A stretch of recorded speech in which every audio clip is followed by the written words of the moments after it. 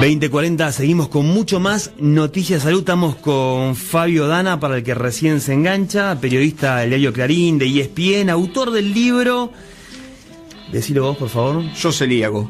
Y la otra parte.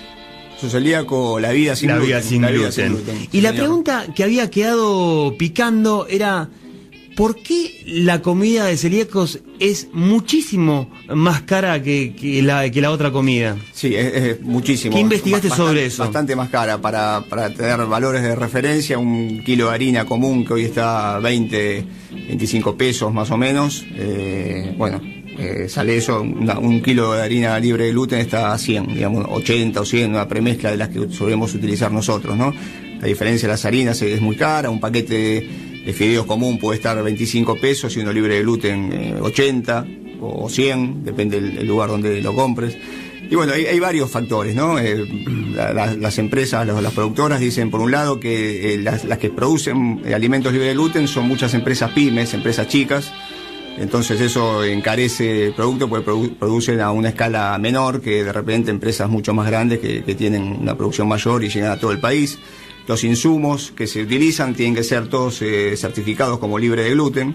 Entonces no pueden usar productos, tienen que usar productos, digamos, de mejor calidad y no otros que de repente no estén certificados y que sean de un precio menor. Eso también se los encarece.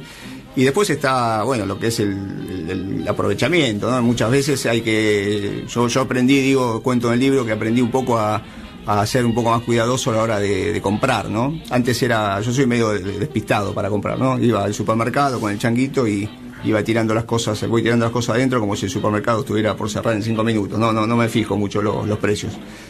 A partir de enterarme que era celíaco, como empecé, como más o menos siempre consumimos los mismos productos, empezás a darte cuenta de los valores, ¿no? Y bueno, y hay veces que una oblea común que uno compra en un kiosco, que es una oblea muy conocida, está en promedio de 20, 22 pesos y vos vas a comprarla a veces y te termina cobrando 35. Entonces vos decís, si el que te la cobra 20, 22 está ganando, y el que te la cobra 35 te está robando directamente. Tal cual. Entonces hay que aprender a mirarlo, a estar más atentos, ¿no? Con el tema de los precios, a no comprar si ves que te están cobrando de más. Y en ese sentido, hay que recorrer y caminar. Y bueno, los celíacos, yo digo, también somos como una comunidad solidaria, ¿no? Nos vamos pasando datos de lugares donde puedes ir a comprar, de lugares que venden más baratos.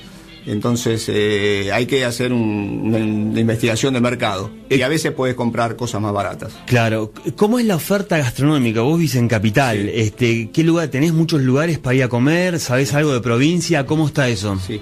En Capital, bueno, lo que es Palermo, ahí es como un polo gluten free bastante importante. Ahí tenés varios restaurantes donde puedes ir a comer, incluso lugares exclusivos libres de gluten, ¿no?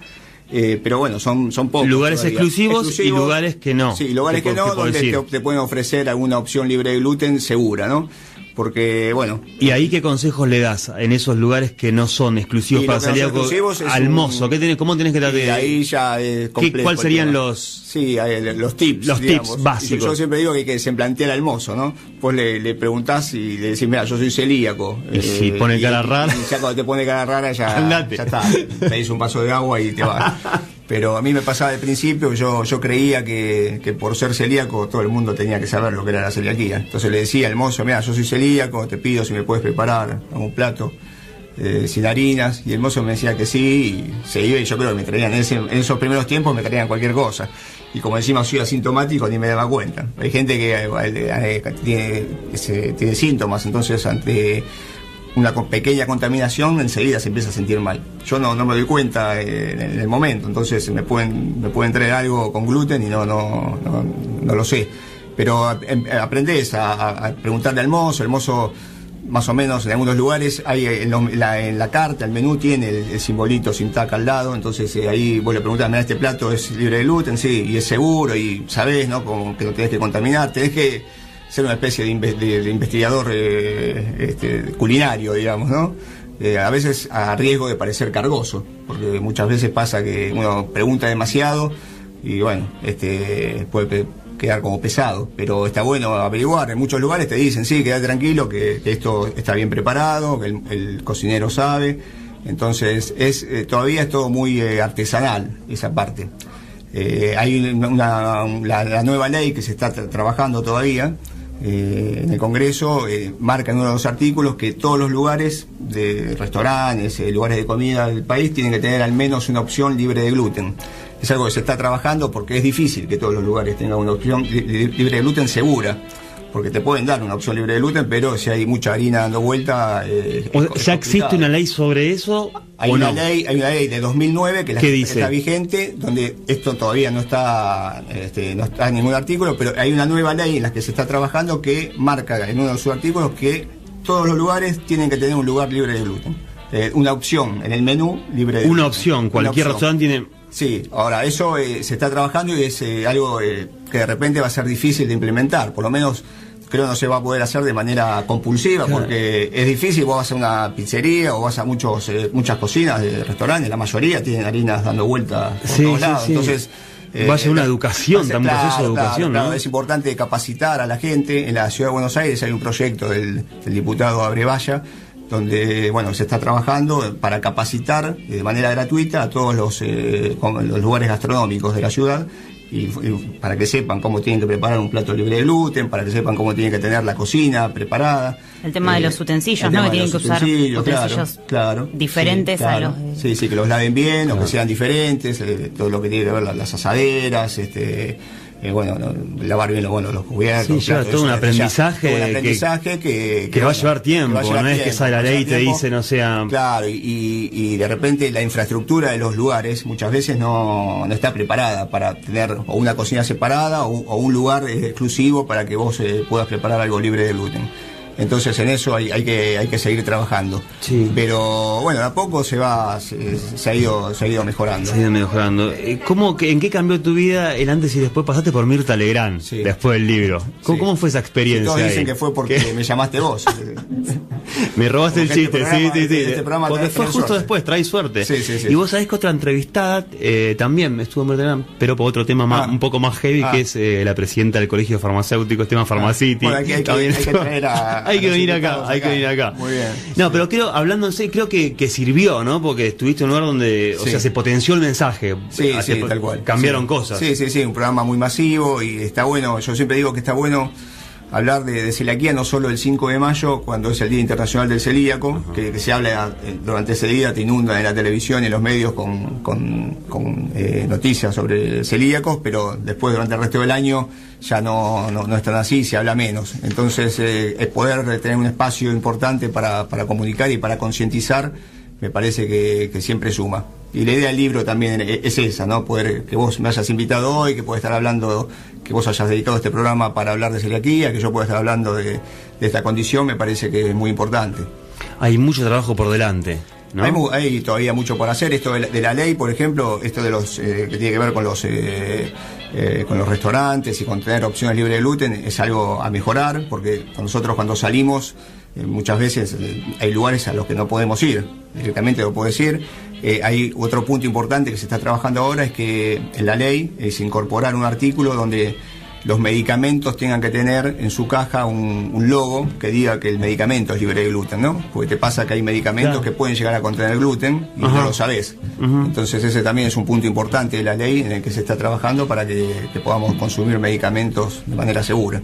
La historia de Fabio Dana es interesantísima. Aparte, él es periodista, entonces tiene una manera muy didáctica de explicarlo, ha volcado en su libro, que está buenísimo, que no lo trajo, se lo olvidó, pero ahora nos va a decir para la próxima y nos va a decir dónde lo podemos conseguir. Y la historia de Fabio tiene 49 años, ¿no? Un pibe todavía, pero nos contó cómo le impactó esto en su vida. A mí me interesa muchísimo, quizás, cómo le impacta a alguien que tiene 28 años. Y esto me lo va a contar brevemente Gabriela Botelo, que ya la tenemos al aire. Muchas gracias por estar. ¿Me escuchás? ¿Cómo estás, Gaby? Sí, tener 28 y ser celíaco puede ser lo peor que te puede llegar a pasar. ¿Cómo te enteraste vos? ¿Cómo te pegó? ¿Y a qué edad te enteraste? Me enteré cuando tenía 21 años, estaba viviendo en Bariloche cuando explotó el volcán. Entonces primero pensé que tenía un terrible caso de parásitos y que me sentía muy mal todo el tiempo y era tomar una birra y comer una pizza y deshacerme en síntomas. Y cuando empezás a normalizar que el síntoma no está bien, no lo tenés que experimentar, ahí me empecé a hacer los análisis y fue lo primero que saltó. Por suerte me agarró un médico muy buena onda y a los 21 empecé con la dieta libre de gluten y con el reino de las galletas de arroz y de los tuppers. Claro, de acuerdo. El reino de los tuppers. Los tuppers forman parte del mundo celíaco permanentemente. Es fundamental. Gaby, ¿cómo es esto? A ver, una pregunta por ahí a mí, por ejemplo, que me junto con amigos, tomo una cerveza. La cerveza, salió una cerveza que equipara, vos probaste las dos, obviamente. ¿Está en deuda de eso? ¿Hay algo que se acerca? Te pregunto también si hay pizza. Me estoy perdiendo, Leo. Eso es lo que pasa. Sé todo lo que me estoy perdiendo. Entonces yo me tomo una cerveza de sorgo y me quiero disparar en la cara. Porque la cerveza de sorgo es como una salmuera gasificada, agua de aceituna con gas. Y no. Eso no es una cerveza. Eso es una atrocidad contra la humanidad. Pero hay birras que se parecen un poco más. No sé acá, chicos, si están de acuerdo o no, pero las cervezas de arroz, el tema es que no la tienen en ningún lado, claro. Pero son riquísimas. Y esto sí, como que hay un correlato que se parece un poco más a ese viejo y glorioso sabor. Si te gusta la pizza y la cerveza, ya tenés dos problemas. A mí me encanta la pizza, pero no la cerveza, así que por ese lado, zafé. Claro. ¿Sos del vino o del fernet? Esa es como la... Claro, el vino está permitido, así que el vino está permitido. Es una buena opción. Sí. Gaby, y vos, a ver, como consumidora, ¿qué es lo que falta? ¿En qué está en deuda, ya sea, no sé, el Estado o los comercios? ¿Qué falta para mejorar la vida de los celíacos? Son tantas cosas. Un poco recién ustedes estaban hablando de la ley de celíacos, que en definitiva tiene que ver con brindarnos opciones en todos los ámbitos. Por ejemplo, ustedes conversaban recién sobre medicamentos y no existe una pastilla anticonceptiva, por ejemplo, que tenga el logo sin gluten. Y no existen, por ejemplo, antibióticos de amplio espectro que te puedan recetar con tranquilidad. Y después, viste, en la vida social, para mí ir a un restaurante es una tómbola, o poner en riesgo en mi salud, o llevar la vida de un adulto joven normal que sale el sábado de la noche. Que eso ya no me pasa más. Entonces, quizás tener más opciones y que la gente tenga conciencia. Me pasó la semana pasada que fui a comer en un restaurante y me pusieron las galletas de arroz adentro de la panera llena de pan y era muy difícil explicarle al otro, che, mira, ya no puedo comer nada de lo que me trajiste, me contaminaste todo. Sí, ese es un tema, eso es lo que hablábamos hace un rato de la concientización y la preparación que tienen que tener los lugares de comida, ¿no? O sea que nos falta muchísimo. Nos falta muchísimo. Sí, hay mucho trabajo por hacer. Sí, señor. Gaby, te agradecemos muchísimo que hayas pasado por Noticias Salud y la vamos a traer al piso también porque es un testimonio del otro lado, ¿entendés? De la juventud como vivió, así que nos va a venir buenísimo. Te agradecemos muchísimo. Sí, gracias a ustedes, chicos, y nada, por una ley de celíacos pronto para que todos estemos más contenidos y bien comidos. Te mandamos un beso enorme. Un besazo, lindos, chau.